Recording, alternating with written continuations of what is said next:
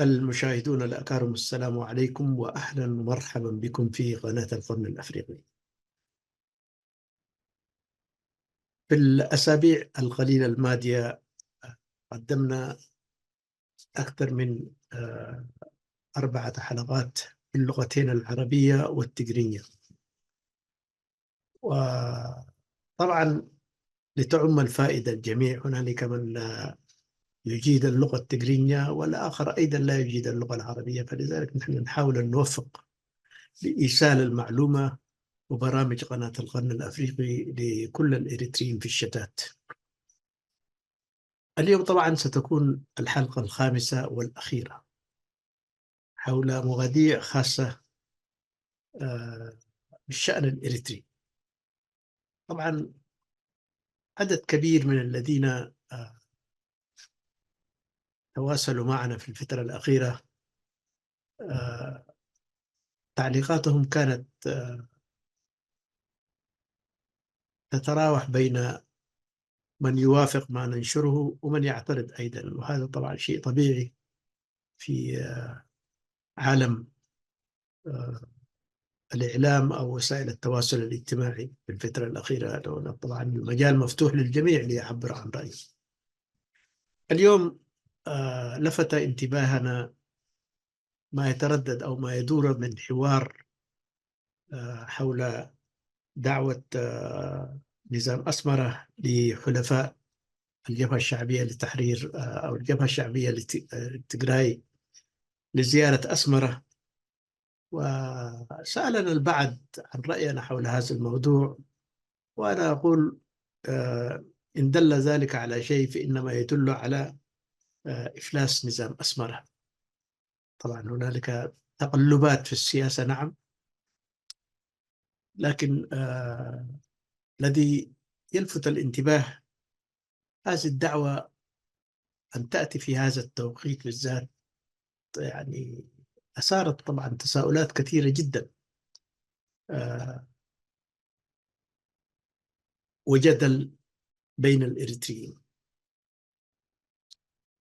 طبعا من الصعب الآن أن نحكم عن التوقيت أو أسباب التوقيت، توقيت النظام بدعوة عدد يعني قليل من الذين يعني عرفوا بتحالفهم مع تجراي وآزروا جبهة تجراي في الحرب ما سميت بالحرب الحدودية بين إريتريا وإثيوبيا في الفترة ما بين عام 1998 إلى عام 2000. طبعا استمرت هذه الحرب.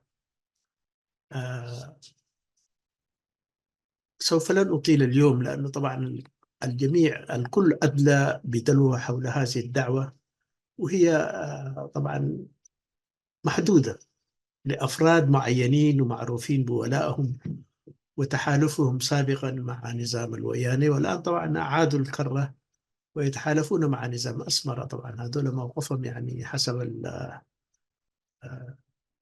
لا نستطيع أن نلومهم، لكنهم لهم مواقفهم طبعا المتغيرة باستمرار، وهم يذهبون حيث المصلحة تكون موجودة. التعليق حول هذا الموضوع طبعا حيكون لبعض الإريتريين صادم جدا، لأنني أرى هذه الدعوة تحمل في طياتها رسائل كثيرة جدا، وهذه الرسائل طبعا يعني هي من يتابع وسائل الإعلام أو من يتابع وسائل التواصل الاجتماعي باللغتين العربية والتجرينية بالذات في الشأن الإريتري، هناك شعارات كثيرة متضاربة جدا. هناك من يرفع شعار إريتريا للإريتريين، وهناك طبعا من يرفع شعارات إقليمية بحتة جدا، نحن الأولى بحكم إريتريا. فالساحة الإريترية الآن، أو لنقل بوضوح أن الجبهة الشعبية تجدها اليوم مجزأة بين 4 تيارات: تيارات إقليمية، تيارات عنصرية دينية، تيارات إقصائية، تيارات طبعا أساسا لا تؤمن بالوحدة الوطنية عموما. ما لفت انتباهي شخصيا أنا بما أنني أتابع الشأن ملف الإريتري منذ 35 عاما، أو في فترة مرحلة النضال أيضا. آه، هذه الدعوة لماذا تم تحديدها على أفراد؟ أفراد طبعا يعني يعملون في وسائل التواصل الاجتماعي وسموهم بالأسماء، أنا لا أريد أن أعيد الأسماء. هذه الدعوة محددة، حملها من زار إريتريا في الفترة الأخيرة أيضا.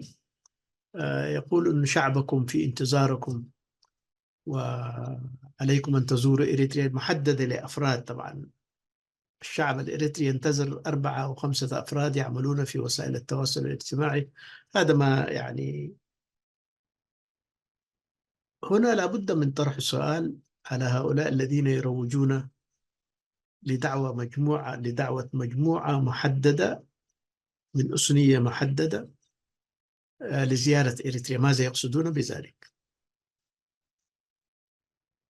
القصد هو طبعا تأكيد المؤكد أن هذا النظام يسير في خط أحادي عنصري لا يقبل بالآخر، ويجمع الآن من يتفق معه في هذا الرأي، ليس إلا لأنه لو كانت الدعوة عامة موجهة، الأولى بهذه الدعوة هو طبعا المواطن الإريتري الذي عبر الحدود لأسباب مختلفة. هو يعاني من ظروف صعبة جدا، سواء كان في إثيوبيا، سواء كان في تيغراي، سواء الذين يعني عبروا البحار والصحاري طبعا في سبيل الوصول إلى أوروبا. كل هؤلاء طبعا آه، اضطرتهم الظروف.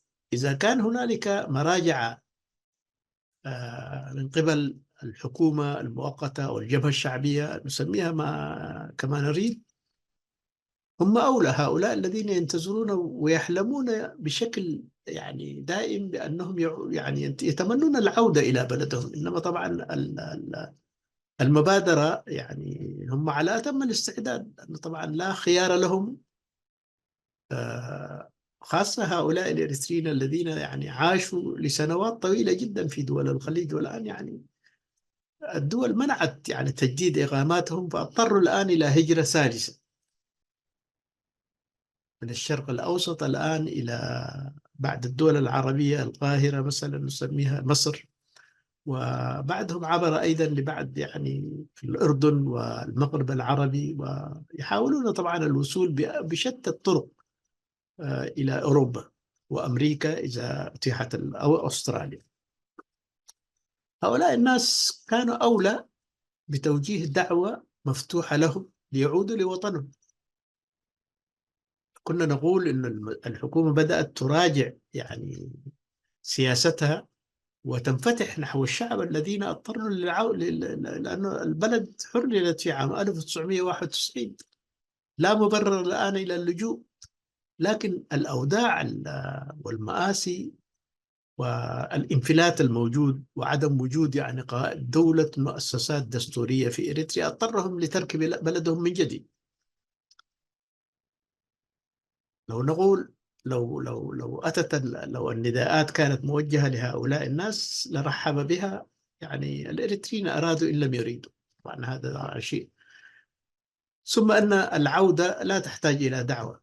الإريتريين رغم كل الصعوبات التي تمر بها إريتريا، ورغم كل يعني ما يشاهدونه من ظروف قاهرة جدا، لكنهم لم يترددوا في العودة إلى بلدهم. هنالك تربطهم أسرهم موجودة هنالك، وأملاكهم تكون موجودة هناك. وطبعا وقد يكون هم جزء من النضال أيضا، ناضلوا من أجل تحرير هذا الوطن، لكن طبعا الظروف لم تسمح لهم بالاستقرار الدائم، لأنه الاستقرار في إريتريا اليوم طبعا له ثمن. إذن هذه المحاولة تحصيل حاصل كما يقول موجهة لمجموعة أثنية معينة تتماشى مع سياسة الدولة الحالية، طبعا نسميها دولة. فهؤلاء يوجهون طبعا بأسماء معينة جدا ومن قومية معينة جدا، وهؤلاء الناس طبعا الآن طالما هم يخدمون سياسة هذه الدولة لا مانع من من مجيئهم، لأنه يحملون الآن جنسيات يعني أوروبية أو كندية أو أمريكية، فكون أن يزوروا بلدهم ويعودوا. وهنالك طبعا تفسيرات كثيرة جدا. يقولوا طبعا نحن الحكومة الآن يعني سمحت لنا، ويعني أو نسميها طبعا يوزعون صكوك الغفران، يقولوا أنت خلاص يعني أخطأت والآن الحكومة عفت عنك. هذا طبعا شيء يعني مكرر في كثير من الدول، شاهدناه طبعا هنالك في المغرب العربي، في المشرق العربي. يوجهون دعوات لمن يعني عندما يقول الإنسان أنا خلاص يعني المعارضة لا فائدة منها، ويستسلم للواقع الموجود في البلد ويتماشى معه، لكن له برامجه الخاصة طبعا لا يظهرها في الوقت الحاضر، إنما يخفيها عادة. هؤلاء الناس الآن أتوا، لا أقول بوعود، إنما بدمانات.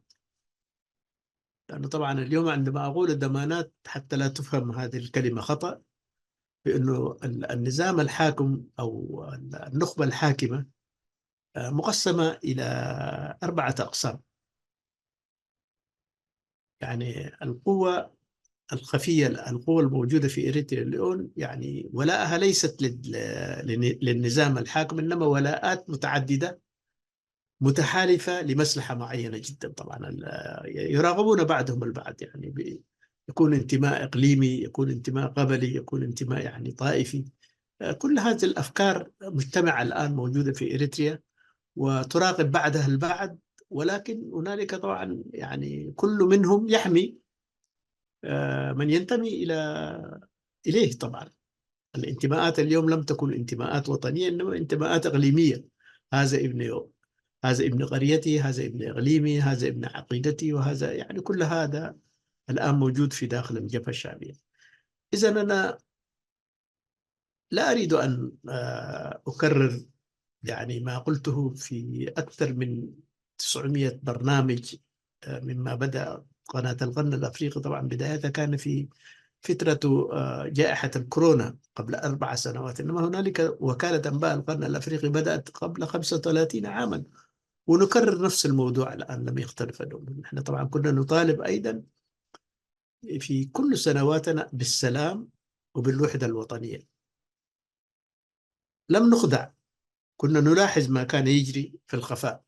كنا أيضا كتبنا وتحدثنا عن التنظيمات السرية اللي نشأت في مرحلة النضال أيضا، منها تنظيم حزب الشعب أو حزب الشعب الثوري الإريتري، الذي تأسس في عام 1971 في جبل قدم. تحدثنا عنه وكتبنا عنه الكثير أيضا، وهذا لا زال سرا.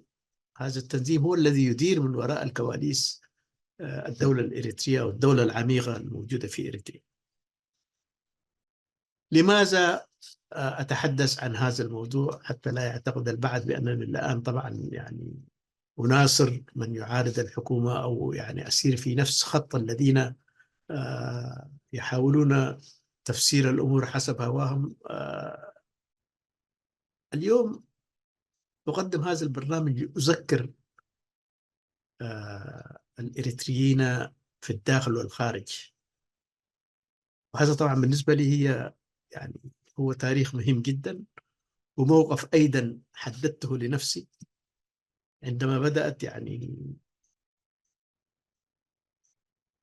جبهة وياني تجراي أن تأتي بطريقة يعني شرعية أو غير شرعية في عد مروق في عام 1997، بحجة أنها تطارد الخوارج أو تخارج المعارضين حسب الاتفاقية التي كانت مبرمة بين الحكومة المؤقتة في إريتريا والحكومة المركزية يعني في أديس أبابا التي كانت تديرها جبهة الوياني.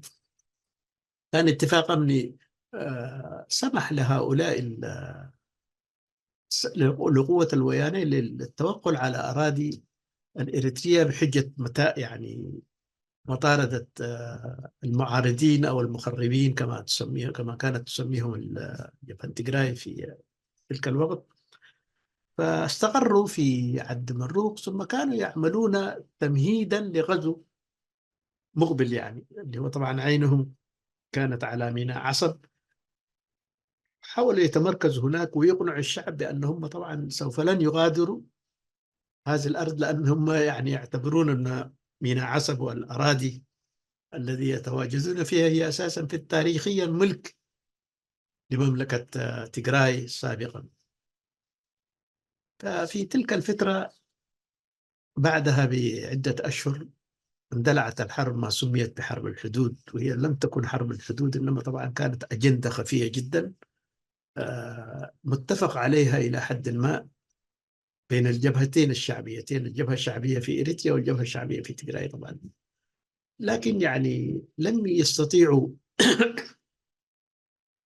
يعني إيقاف تلك الحرب، لأن هناك تيارات مختلفة أيضا في تيغراي، عناصر بتؤمن بأنه لابد من غزو الأراضي الإريترية والاستيلاء على ميناء عسب، وفي المستقبل أيضا لو تمكنوا من استيلاء ميناء، يعني هم أساسا هدفهم الأكبر الموانئ الإريترية طبعا، أو التوقل إلى يعني أن إثيوبيا هي دولة حبيسة، فلذلك لابد من البحث بأي أسلوب كان، سواء كان شرعي أو غير شرعي، بالاتفاق وبغير الاتفاق، هم يريدون الوصول إلى البحر. ففي تلك الفترة طبعا قامت الحرب وظهرت الانقسامات داخل الجبهة الشعبية. طبعا هنالك عناصر كانت بتؤمن بأنه إقليم تيغراي مكمل لبعض الأقاليم في إريتريا والمرتفعات الإريترية. يقول طبعا بعضهم نحن شعب واحد ولا بد من بناء دولة تجمع الكيانين، الكيان التيغراي والكيان الإريتري في المناطق الحدودية. لكن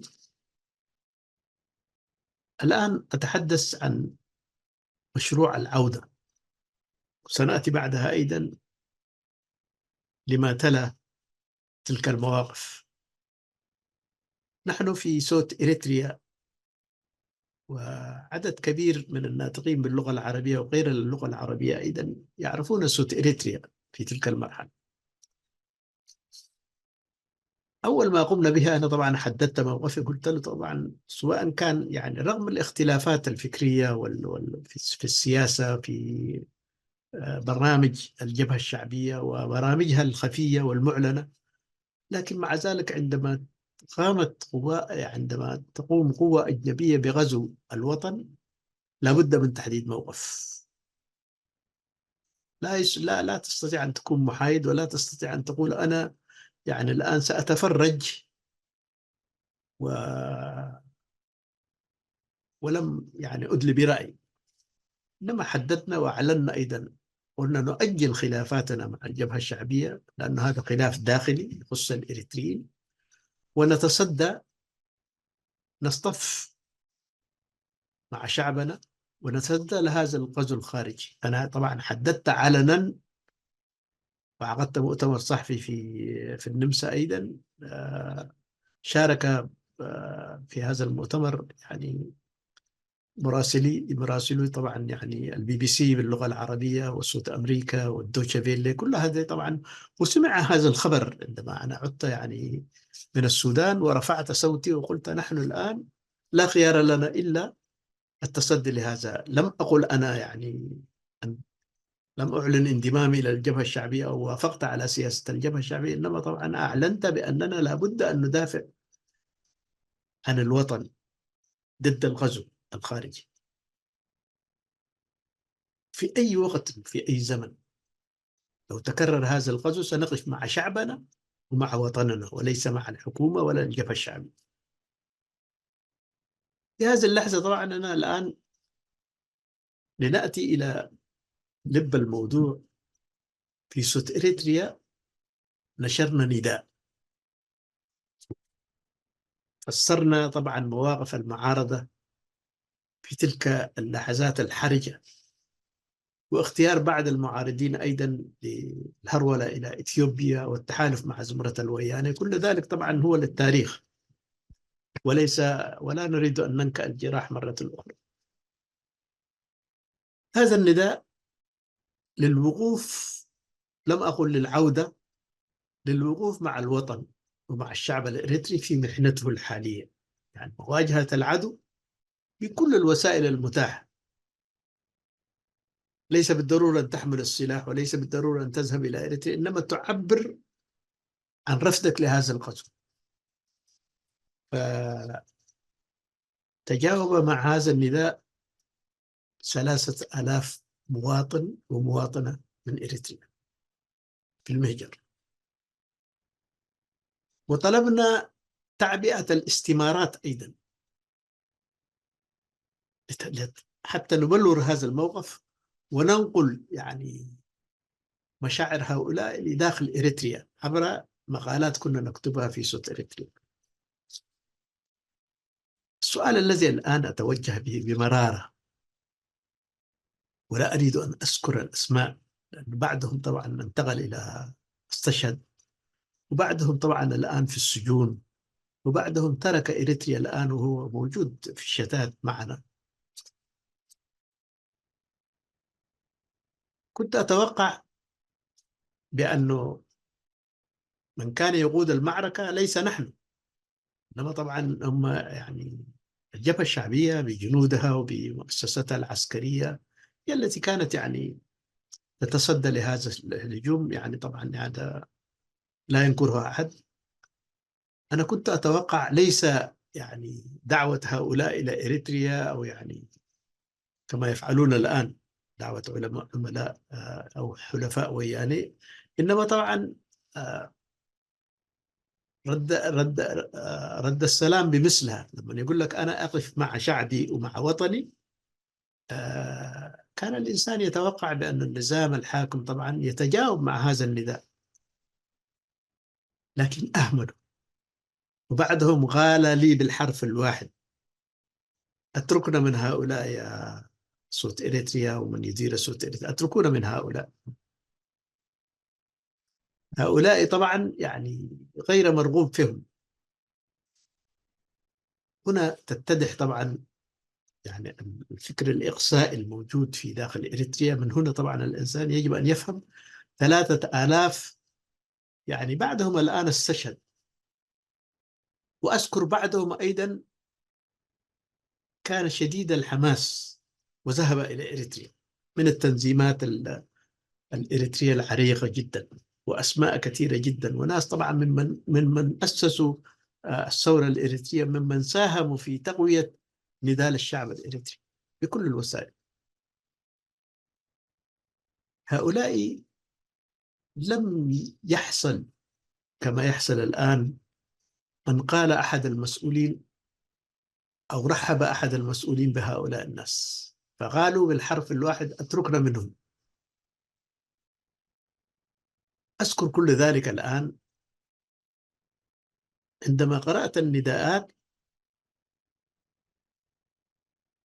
ممن زاروا إريتريا، هؤلاء الذين كانوا طبعا يعني يعملون جنبا إلى جنب مع جبهة ويانا في فترة الغزو الإريتري، وكانوا يبيعون أسرار وطنهم، وكانوا هم يعني يشكلون كدليل للقوى الغازية. الآن عادوا حاملين الرسائل من داخل أسمرة تدعو أسماء محددة بعينها لا تتجاوز يعني أصابع اليدين: شعبكم ينتظركم، حكومتكم يعني جاهزة لاستقبالكم، والبلد يعني بحاجة إليكم. الآن أنا بدأت أتساءل: هل 5 أو 6 أفراد يعملون في وسائل التواصل الاجتماعي بصرف النظر عما يقدمونه من خدمات للنظام وللجبهة الشعبية بعد يعني تخليهم أو كما يقولون بعد تقديم توبتهم من تحالفهم مع وياني وعملهم مع الوياني وتجسسهم لوياني، كل ذلك طبعا بالنسبة لهم أصبح من الماضي. الآن يعني أصبح مرحب بهم. بالأثر الرجع الآن نتساءل: ما هي الأسباب التي جعلت النخبة الحاكمة الآن لا ترحب بثلاثة آلاف؟ أنا طبعا لم أبالغ في ذلك، الوثائق موجودة الآن: 3000 مواطن إريتري من مختلف من الشتات، يعني من أمريكا، من أوروبا، من الشرق الأوسط، ومعظمهم كان من السودان أيضا قريب لإريتريا، كان عندهم استعداد أيضا يعودون إلى إريتريا. إنما هذا الباب أغلق، أقولها بكل صراحة. لم يغلق على 3000، إنما أغلق على 800 ألف مواطن إريتري، يعني تركوا الوطن أو هجروا من وطنهم في زمن الاستعمار الإثيوبي من ستينيات القرن الماضي، بعد أن تم يعني قتلهم وإحراق قراهم. هؤلاء هاجروا إلى السودان ويعيشون. بل الجيل الأول يعني استشهد في معسكرات اللجوء، أبنائهم أبنائهم 3 أجيال ترعرعت في هذه المعسكرات، ولم توجه الحكومة دعوة حتى لمجرد زيارة. من وجهة نظر الحكومة يقول لك هؤلاء خلاص تأقلموا، هم سودانيين، ويعني لا أقل ولا أكثر. هذا طبعا لنقل هذا تاريخ من الماضي. أنا قاعد أقارن الآن بين الفترة، يعني حصرت الموضوع في فترة المواجهة بين إريتريا وإثيوبيا في مشكلة يعني مفتعلة، سببها كان بادمة هي أرضنا، والإثيوبيين يقولوا هي أرضنا. كل ذلك طبعا من التاريخ. لا نذهب بعيدا الآن لربع قرن من طبعا الحرب سنة 2000 إلى 24، يعني مدت 24 عاما. طبعا لا نريد أن نعود إلى الوراء الآن. في السنوات بعد جائحة كورونا هنالك كان تيار أيضا رفع صوتها عاليا لأسباب، قد يكون إحباط، قد يكون أنه طبعا يعني بعدهم يبرر من المعارضة لا يعني لا تقدم ولا تؤخر، يعني أو يقولون بوضوح بأنها فشلت في جمع الشمل، فشلت في خلق البديل، فشلت بما يعني يوحد تنظيمات الإريترية. لذلك لا بد لنا من تفكير، هذا ما أطلق عليه الهبوط الناعم. طبعا يعني في فترة من الفترات كانوا طبعا يعني كان لهم حضور إعلامي قوي جدا، يطالبون أيضا بالعودة، وقالوا أنه ينسوا الماضي، والآن على الإريتريين بكل ما يملكون من قوة أن يعودوا إلى وطنهم. هذا البرنامج طبعا أنا لا أريد أن أسمي الأسماء، استمر أكثر من سنتين، وأخيرا بعد سنتين بعدهم طبعا الآن يتحدث بوضوح، قال الحكومة لم ترد، لم ترد عليهم حتى بالسلام. يعني الواحد لما يقول السلام عليكم ترد عليه أدبيا، يعني وعليكم السلام، لم يرد عليه. الآن عادوا أيضا من جديد ليعترفوا. وهذا طبعا يعني فضيلة، أن الإنسان طبعا يجرب.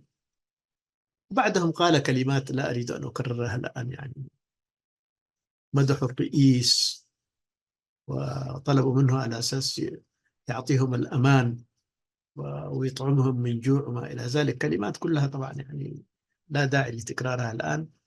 إنما الآن توصلوا إلى نتيجة بأن هذا النزاع غير مرغوب فيه. أكرر الآن مرة ثانية وبكل مرارة وألم، لماذا يكون مرغوب في من تعامل وتحالف مع زمرة وياني وهؤلاء رغم أخطائهم طبعا، ورغم طبعا هرولتهم أيضا في فترة من الفترات، يعني لا نفرق بين هذا وذاك، عملهم مع الوياني. لكن إذا قال لك هذا خلاص أنا يعني هذا كان خطأ، وأريد أن أغير موقفي الآن وأتجه نحو وطني لأبني وطني، لماذا تقبل هذا وترفض ذاك؟ إذن لا نحاول أن نوجد تبريرات وتفسيرات لأشياء يعني لا تقبل التبرير. هنا توجد مؤسسة إقصائية عنصرية لا تقبل إلا بمن يقول نعم. وهذا طبعا ما حاولنا أنا شخصيا يعني حاولت بكل يعني الأساليب. إن كان البعض يعتبره استفزاز ويصف ما نقدمه الآن هو خيانة للوطن، وأين هذا الوطن الذين يتحدثون عنه؟ لا يستوعب أبناء الوطن الأصليين. أنا أقولها اليوم بكل مرارة. هذا طبعا التبجح بإريتريا الإريتريين، من ليس معنا هو ضدنا. من هؤلاء الذين يقولون؟ من أعطاهم الحق حتى مثلا هم يحددون يعني من هو الإريتري ومن هو غير الإريتري؟ من أين جاءوا هؤلاء؟ أنا أسأل الآن بالمقابل، من أين جاءوا هؤلاء؟ من هم ومن يمثلون؟ وهو يعني ماذا يعني تاريخهم في إريتريا؟ حتى مثلا يعني يسألوا من أنت، ويعني هذا طبعا حدث الأقطاع لا نريد أن نتحدث عليها الآن. طبعا في فترة الاستفتاء هنالك كانت مجموعة مستفزة جدا تسأل من حمل السلاح ومن شارك في الثورة الإريترية وضحى بأسرته وبأولاده وبأملاكه، يسألون هل أنت إريتري؟ والذي يسأل هو من تجراي وليس إريتري. لكن كل ذلك طبعا الإنسان يعني في تلك الفترة كنا نكبت، كنا يعني نحاول أن نخفي هذه الحقائق، لأنه حتى لا يعني نتسبب في تفكيك المجتمع الإريتري كما هم يفعلون الآن. لكن الآن حان الأمر. إذا هنالك من يريد تحديد الهوية الإريترية عليه أن يجري إحصائية وانتخابات. البلد الوحيد طبعا في كل العالم تجد يعني حتى الأثنيات الموجودة، يعني أنا أعيش في ألمانيا الآن في تنوع أثني. هذه الولايات الستة عشر طبعا ما يسكنها شعب ألماني آري من عرق واحد، إنما طبعا يعني من مختلف الأجناس. هناك من أوروبا الشرقية، من هو من رومانيا، من هو من اليوغوسلاف، من هو كل هذه الأسر يعني هاجرت إلى ألمانيا والآن تشكل المجتمع الألماني اللي هي ألمانيا الكبرى، اللي هو عدد سكانها 80 مليون نسمة. إريتريا قد يكون فيها طبعا أيضا هنالك من هاجروا إليها وعاشوا فيها أكثر من مئات، يعني أكثر من 500 أو 1000 سنة، الآن يعتبرون إريتريين. إنما عندما يأتي الإنسان من خارج إريتريا ليحدد هويته كما يفعلون الآن، هذه الانتقائية مثلا يعني في دعوة بعض الناس أدخلوا إلى إريتريا، لو حاولنا الآن نحق، يعني أنا لست خبيرا في هذه المسألة، إنما طبعا هذا يعني تكشف يعني تكشف النوايا الخبيثة جدا لتوجيه دعوة لعناصر معينة جدا. وعندما أنا لا أريد أن أحلل هذا، لا أعرفهم هؤلاء الناس، إنما بالأسماء وبالانتماءات اللي هم يتحدثون آه، بأنفسهم طبعا بألسنتهم، يقولون أنا من إقليم فلاني وأنا تابع لمجموعة فلان يعني هذا طبعا المسميات نحن لم نتعامل ولم نتعاطى بهذه المسميات أبدا. نحن نؤمن بإريتريا الموحدة، شرقا وغربا شمالا وجنوبا، كل هذا نعتبره شعب واحد. ومن يحاول يعني تقسيم هذا الشعب لمصلحة معينة من أجل البقاء في السلطة، هذا الشيء مرفوض ولا يمكن أن يستمر إلى ما لا نهاية. أنا الآن طبعا ذكرت هذه الجزئية، يعني دعوة نظام أسمر الحلفاء ويانا للعودة إلى الوطن يعني أثار فعلا الجدل، والناس البعض طبعا بدأت تتساءل يعني لماذا تدعو الحكومة المؤقتة عناصر معينة من إقليم معين من أثنية معينة وترفض التخاطب مع هؤلاء الذين لهم الرغبة يعني أقولها بكل صراحة، المواطنين الأصليين ترفض عودتهم. إلى إريتريا. إذا سأختم الموضوع، طبعا يعني لا أريد أن أطيل في هذا المجال. هذا إن دل على شيء فإنما يدل أن الجبهة الشعبية أو قيادة الجبهة الشعبية لم تتعلم من أخطاء الماضي. ونحن، لا أريد أن أتشائم الآن، إنما طبعا أمامنا تجربة الآن ماثلة ليس بعيدة، ماثلة أمامنا ما يحدث في السودان قبل. طبعا لا أريد أن أقول في الصومال، في رواندا، وفي دول كثيرة جدا يعني مرت بنفس التجربة. التهميش، التعالي على الآخر، عدم الاعتراف بالآخر، كل هذا طبعا يعني يعني في رواندا وفي السودان الثمن كان باهظ جدا. في سبيل إعادة يعني معالجة هذه الأخطاء وإعادة طبعا يعني الأمور إلى نسابها الحقيقية، طبعا كلف مليون قتيل في رواندا. الصومال الآلة العسكرية لا زالت تعمل منذ 30 سنة، الحرب الأهلية لم تنتهي. في كثير من الدول الأفريقية أيضا عانت نفس الشيء. ما نشهده في الأيام القريبة يعني في السنوات أو السنة الأخيرة أيضا في السودان ونفسه نتيجة التهميش والتعالي على الآخر وسيطرة مجموعة معينة جدا أو أثنية معينة أو أثنيتين على كل السودان، هذا البلد الكبير، من عام 1956 إلى يومنا هذا. الآن انفجر. نحن حذرنا أكثر من مرة أن لا يتكرر ما حدث في السودان في إريتريا، لكن بهذا الأسلوب الذي شاهدناه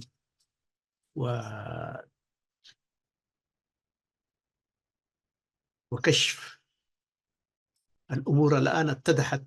يعني أستطيع أن أقول بأن سقط القناع. بعد هذا لا يستطيع أحد أن يخفي ما تخطط له الحكومة المؤقتة أو لنقل الجبهة الشعبية. لكن أيضا لا نفقد الأمل في أن الناس تفكر في مستقبل إريتريا، مستقبل الأجيال. إذا يعتقدوا بأنهم طبعا يستطيعوا يعني كبت مشاعر الناس ومصادرة حقوق الآخرين ورفض يعني وإغلاق الأبواب أمام العودة الطوعية لكل الإريتريين وليس لفئة معينة، لا محالة إنها ستنفجر. أنا لست مؤيد للاقتتال الأهلي، لأن طبعا هذه يعني الحرب الأهلية في إريتريا يعني خسائرها كانت فادحة جدا. من عام 1972 إلى 1974 سنتين الاقتتال بين الإريتريين، بعدها أيضا بين الجبهة الشعبية والجبهة. يعني من استشهدوا في تلك المعارك لا أريد أن أحصي العدد لأنه طبعا صادم جدا. هؤلاء الذين الآن يبحثون عن تحالفات مع ذا وذاك دون أن نسمي هذه الدول، كل ذلك ليس من أجل الحفاظ على سيادة، لأنه طبعا هذه التحالفات أنا لا أرى الآن طبعا يعني دولة غادرة أو مفكرة في أن تغزو إريتريا، لأنه جربوا، الإثيوبيين جربوا أكثر من 10 و20 مرة 30 مرة لم يتمكنوا، بدليل أنه طبعا يعني هزموا وإريتريا تحررت. لكن هذا التحرير لم يأتي بالفراغ وبالشعارات بالكلام الذي نتابعه الآن. طبعا أكثر من 100,000 شهيد، عندنا حوالي 300,000 معوق حرب التحرير، عندنا طبعا أسر الشهداء بالآلاف. الجراح لم يندمل إلى يومنا هذا، لكن هنالك من يفكر في سبيل الحفاظ على السلطة وعلى الحكم، من يفكر الآن اختلاق يعني حجج معينة للدخول في حرب مرة أخرى. يتحالفون مع أبي أحمد ثم يختلفون معه، تحالفوا مع الويان واختلفوا معه، تحالفوا الآن مع الصومال ويتحالفون أيضا مع مصر، وغدا سيختلفون. وما كانوا يقولون بالأمس حول التحالف مع مصر. طبعا مصر مصلحتها الأولى يعني هي إدعاف النظام الموجود في أديس أبابا بسبب الخلاف، بسبب سد النهضة والماء. عندهم يعني قضايا كثيرة جدا، فلا بد أن يستعينوا بمن أقرب جغرافيا إلى إثيوبيا لخلق يعني تصدع في النظام الإثيوبي الموجود. أختم أنا الحديث اليوم. نحن في قناة القرن الأفريقي قدمنا ما نستطيع، وفي هذا أنا طبعا اليوم أعتذر لكل الذين يتابعون هذه القناة وما نكتبه أيضا في وسائل التواصل الاجتماعي. لكن للحق أقول الوقت حان الآن أن نترك المجال للجيل الجديد، وأن يعني إن أراد أن يتصدى، إن أراد أن يهادن، إن أراد طبعا أن يؤجل، كل ذلك يعني متروك للآخر. أنا شخصيا بهذا الحلقة أعتبرها هي الحلقة الأخيرة في هذا الشأن، وبعدها سنتفرق أيضا لقضايا أخرى. ومن القضايا الأخرى طبعا يعني دورنا حيكون مجرد المتابعة والتحليل. أما الشأن الإريتري الآن بما أراه في الوقت الحاضر، هناك من يحاول استدراجنا للنزول إلى مستوى هابط. فأنا الآن يعني إذا تعصب هؤلاء لأقاليمهم ولفكر اللي يؤمنوا به، يعني نحن لا يمكن أن نقلد هؤلاء الآن ونتعصب وننحاز لفئة معينة للشعب. نحن نؤمن بوحدة الشعب الإريتري، سنبقى أيضا كذلك. لكن كما تلاحظون في الفترة الأخيرة تقلصت برامجنا لأسباب طبعا فنية، ولا أعتقد بأن الجميع يوافقون ما نقدمه. طبعا هنالك الآن تحزب شديد جدا وشيطنة الآخر، وكل من يقول الحقيقة طبعا هو أصبح عدو. ففي الفترة الأخيرة أنا أشكر من ذكرني أكثر من مرة عن الكتاب الذي كنت وعدت بنشره. الكتاب طبعا هو جاهز للنشر، وأطمن الأخ الذي يعني كتب أكثر من تعليق يسأل عن الكتاب ويناشدنا أيضا بنشر الكتاب. طبعا هذا الكتاب أجلت نشره لسبب واحد: هذه المعلومات أو المعلومات اللي يعني جمعتها على مدار يعني 30 سنة،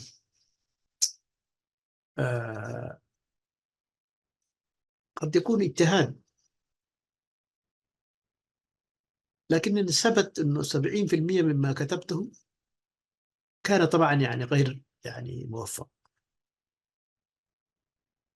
لأنه جاي لنا نحن تعالى يعني كل ما يعني أدى إلى كل هذه الكوارث هو أنه جاي لنا يعني كان يمتهن يعني جلد الذات، تسلطنا على بعضنا البعض، وكشفنا لمعلومات يعني استفادت منها الجبهة الشعبية، يعني مكامن الضعف.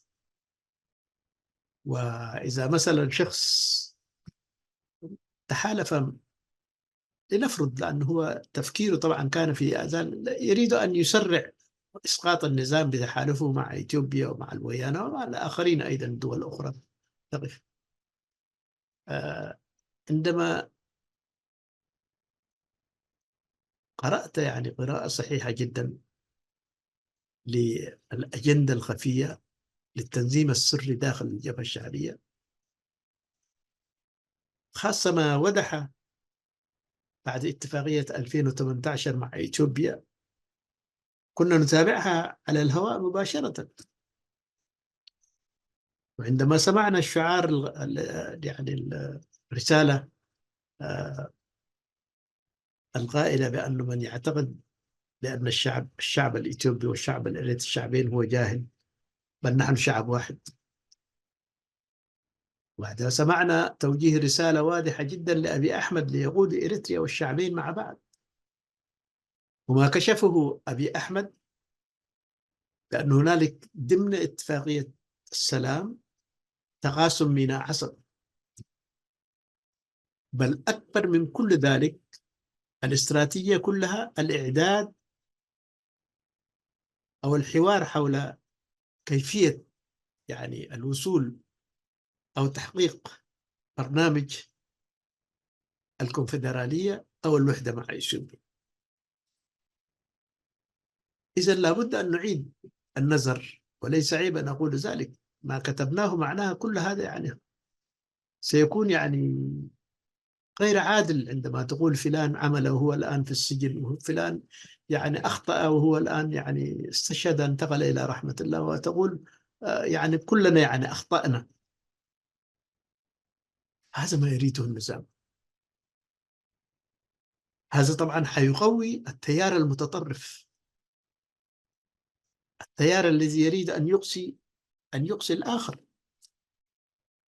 لذلك أنا أرجو أن يتفهم الأخوة والأخوات الذين يعني يناشدون باستمرار.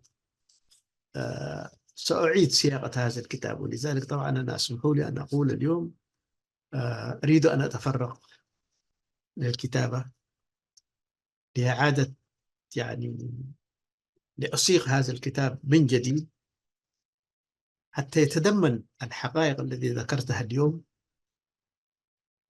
وأيضا وأنا في هذا السن أتمنى أن نعيد إريتريا إلى ما كنا نحلم إليه، وهذا لا يمكن أن يتحقق إلا بتغيير هذا النظام. لأننا عندما نقول النظام هي يعني مؤسسة يعني متداخلة على بعضها. لا أقصد الآن المناذلين في قوات التحرير الشعبي، هؤلاء أيضا يعتبرون مهمشين. لا أقصد هؤلاء المعوقين الذين يعني دفعوا ثمن يعني. لا أقول هؤلاء الذين الآن طبعا يعني موجودين في داخل إريتريا، هؤلاء مغلوبين في أمرهم، يعيشون في سجن. إنما فئة جزء منها ظاهر للعيان وجزء منها يعمل في الخفاء. التخلص من هؤلاء، أنا لا أقول التخلص يعني حتى لا يفهم خطأ، هؤلاء الناس الآن بكل الوسائل يجب تغييرهم. لا أقول التخلص منهم، تغييرهم. وإذا هنالك شيء يعني أنا لا أريد أن أكشف الآن كل ما قرأت أو كل ما أسمع، إنما طبعا التغيير هو من الداخل. وبالإشارة طبعا لما نقول أنه الآن الجبهة الشعبية أو النظام الحاكم في أسمرة مقسم إلى 4 تيارات.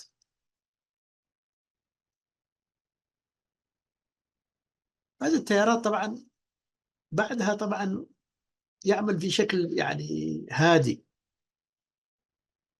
لا يظهر في الإعلام، لا يتحدث ولا يثق على أحد، إنما هو طبعا يعمل بطرق مختلفة جدا تصحيح الخطأ، تصحيح هذه الأخطاء، وتحييد هؤلاء الذين تسببوا في كل هذه المآسي. الجانب الآخر أيضا المقاتل العادي ينتظر بفارق الصبر أنه تتحسن أموره وأوداعه. دفع الثمن والآن هو طبعا يعتبر مواطن من الدرجة الثانية. المعوق الذي يعني أصبح يعني ينتظر إعانات من أقربائه من الخارج. إذن فئة متنفذة هي الذين يعني تحاول يعني تملك كل إمكانيات الدولة، أو يعني الإمكانيات المادية، وتملك السلطة، وتملك الأمن، وتملك يعني قوات يعني أساسا غير مرئية، ميليشيات يعني متعددة في داخل البلد. كل ذلك ليس لحماية السيادة الوطنية كما يدعون، إنما لحماية النظام ولحماية أملاكهم ولحماية تاريخ يعني يعني ما حققوه من إنجازات حسب رأيهم طبعا، ليعيشوا طبعا في أبنائهم يتعلمون في جامعات خارج إريتريا، لا يقاتلون. وزراء الآن بالأسماء أبنائهم يعني تجدهم في جامعات في أوروبا، في أمريكا، في كل حال. بعدهم الآن يعني أيضا يتحدث بكل وضوح. يعني هم يشكلون الآن اللواء الرابع، اللي هو طبعا رباعي قنبار وما إلى ذلك. كل هؤلاء له ارتباط بهذه الأسر الحاكمة. اليوم طبعا قد أكون أطلت في هذه الحلقة الرابعة والأخيرة جدا، وظهوري سيكون يعني في وسائل التواصل الاجتماعي الآن يعني محدد جدا. إذا دعت الضرورة مرة في كل أسبوعين أو مرة في الشهر. لكنني أرجو أن لا يفهم خطأ، لأنني لم أتراجع ولم أتردد في قول الحقيقة. إنما طبعا الظروف الآن تقتضي إلى الابتعاد عن هذا المشهد. أنه طبعا أنا لا أتشرف الآن أن أدخل في مهاترات مع عناصر أساسا أنا لا أعرف من أين جاءت. إنما حاصل تحصيل هي موجودة الآن ولها حضور مكثف. وطبعا الدولة تصرف ملايين الدولارات في سبيل يعني هؤلاء يبغوا في تفتيت وحدة الشعب الإريتري. فأنا لا أريد أن أكون طرف في هذا الموضوع، ولا أريد أيضا محردا ضد وحدة الشعب الإريتري وتقسيمه تقسيم المقسم في إريتريا. إنما نريد أن نحافظ على تاريخ الأوائل الذين بنوا هذه الثورة، والذين بحاصل الذين طبعا تهمش أو يعني تم تغييب تاريخهم في وسائل الإعلام الرسمية. وكل من يعني يناصر هذا النظام لا يقبل أن تكتب عن قادة تاريخيين من الشهداء الكبار، مثال إدريس محمد آدم، مثال المناضل عبد الله إدريس، مثال عثمان سبي. كل هؤلاء طبعا يعني القادة، يعني قادة المناطق العسكرية الذي استشهد بعدهم الآن طبعا في معسكرات اللجوء. كل هؤلاء الأبطال يعني لا يريدون أن حتى نلمح أو نتحدث عن تاريخهم بالبطولة. طبعا الآن أصبح يعني هذا الذي كان يمرح ويسرح في مع زمرة الويانية أصبح هو المناضل وابن البلد، يقول هذا بلدنا بكل وضوح في وسائل الإعلام. طبعا هذا أن ترد على هذه المستويات الآن طبعا تكون يعني كارثة جدا بالنسبة لنا ولمن يعني ورفاقنا في النضال من الرعيل الأول. أنا أنصح نفسي وزملائي أيضا الابتعاد من مهاترات هؤلاء الناس، لأن هؤلاء لا يقدموا ولا يأخروا. إذا بهذا أستودعكم الله، أنا وزملائي فريق البرنامج، ونأمل أنه الزملاء في قناة القرن الأفريقي أن يواصلوا جهدهم بدعوة يعني بفتح المجال للآخرين. غيابي لا يعني بأنه سينتهي المشروع.